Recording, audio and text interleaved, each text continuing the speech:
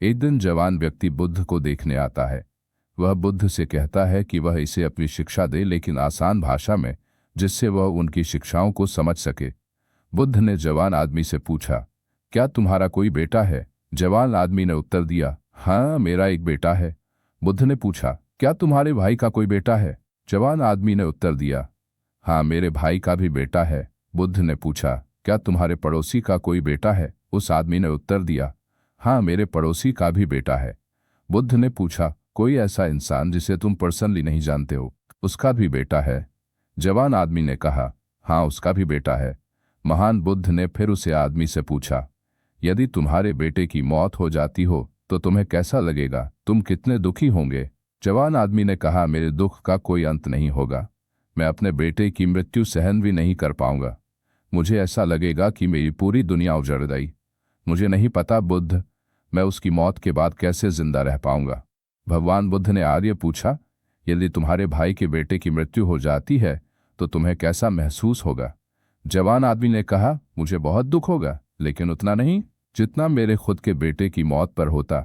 बुद्ध ने आगे पूछा, यदि तुम्हारे पड़ोसी के बेटे की मृत्यु हो जाती है तो तुम्हें कैसा महसूस होगा? जवान व्यक्ति ने उत्तर दिया, मुझे दुख होगा, लेकिन उतना नहीं जितना मेरे भाई के बेटे के मरने पर होता। भगवान बुद्ध ने फिर उससे पूछा, अगर तुम उससे इंसान की बेटे की मृत्यु हो जाए जिसे तुम जानते नहीं हो तो तुम्हें कितना दुख होगा? जवान आदमी ने उत्तर दिया, मुझे कोई दुख नहीं होगा, क्योंकि मैं उसे जानता ही नहीं। फिर बुद्ध ने उस जवान आदमी से पूछा, अब तुम ही मुझे बताओ कि हमारा दुख किस बात पर निर्भर करता है? कुछ देर सोचने के बाद जवान आदमी ने उत्तर दिया, महान बुद्ध, हम कितने दुखी होंगे वह इस बात पर निर्भर करता है कि हम किसी भी चीज से कितना जुड़े हुए हैं, हम उसे कितना लगाव महसूस करते हैं और किस हद तक अपना मानते हैं। बुद्ध ने कहा, बहुत बढ़िया। बुद्ध ने फिर उससे पूछा, जब तुम अपने बेटे को समुद्र के किनारे लेकर जाओगे तो क्या समुद्र के पास पड़ी रेत के पास नहीं खेलेगा? आदमी ने उत्तर दिया, हाँ, बिल्कुल खेलेगा। बुद्ध ने फिर पूछा, समुद्र से आने वाली लहरें तुम्हारे बेटे द्वारा बनाए गए रेत के घर को तोड़ देगी तो क्या तुम्हारा बेटा रोएगा? आदमी ने कहा, हाँ बुद्ध, वह बिल्कुल रोएगा। बुद्ध ने फिर पूछा, क्या तुम भी उसके साथ रहोगे? आदमी ने कहा, नहीं, मैं नहीं रहूंगा। बुद्ध ने पूछा, तुम क्यों नहीं रहोगे? आदमी ने कहा, बच्चा रोएगा क्योंकि उसे लगता है कि वह रेत का घर सुंदर है और हमेशा वही बना रहेगा, इसलिए उसके साथ जुड़ा हुआ महसूस करता है। बच्चे की भावनाएं उसे घर के साथ जुड़ी जाती हैं, जबकि मैं जानता हूं कि वह रेत का घर वहां हमेशा नहीं रहने वाला।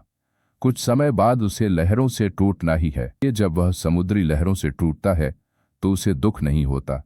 महान बुद्ध मुस्कुराए और कहा, अब तुम समझ गए हो ना?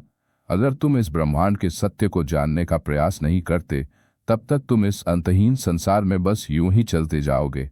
तब तुमने रेत के घर को टूटे देखा, रोने वाले उसे बच्चों के बीच में कोई फर्क नहीं रह जाएगा। अगर हम अपने जीवन में देखें तो महान बुद्ध हमें क्या सीखना चाह रहे थे? नॉन अटैचमेंट, यानी कि किसी को भी खुद से नहीं जोड़ो। कुछ भी हमेशा के लिए नहीं है। अगर हम खुद को किसी भी चीज़ या इंसान से जोड़ लेते हैं तो हमें तब तक दुख होगा जब वह चीज़ या इंसान हमें छोड़कर चले जाएंगे। यह वह रहस्य था जो बुद्ध जान रहे थे। शांति पाने का केवल एक ही तरीका है, वह है नॉन अटैचमेंट।